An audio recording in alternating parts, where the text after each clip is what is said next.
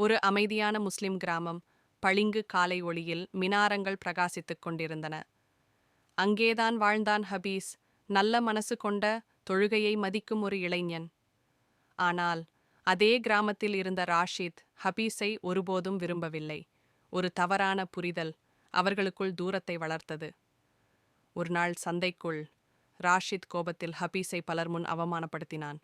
ஆனால் ஹபீஸ் ஒரு வார்த்தையும் பேசவில்லை. அவனுடைய முகத்தில் இருந்தது ஓர் அமைதி. நபி சொன்ன ஞானத்தின் ஒளி.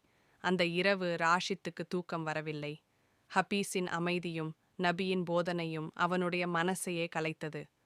அடுத்த நாள் காலை பஜ்ஜர் தொழுகைக்குப் பிறகு ராஷித் ஹபீஸை தேடி வந்தான். கண்களில் நீருடன், ஹப்பீஸ், மன்னிச்சிடு, நான் தவறாச்சு என்று சொன்னான் ராஷித். ஹபீஸ் அவனுடைய கையை பிடித்து, அல்லாஹ் எல்லாரையும் மன்னிக்கிறான், நாமும் ஒருவரை மன்னிக்கணும் என்று மெதுவாகச் சொன்னான். அந்த நாளிலிருந்து அவர்கள் இருவரும் ஒன்றானார்கள். மன்னிப்பு மனிதனை மாற்றும் மிகப்பெரிய சக்தி.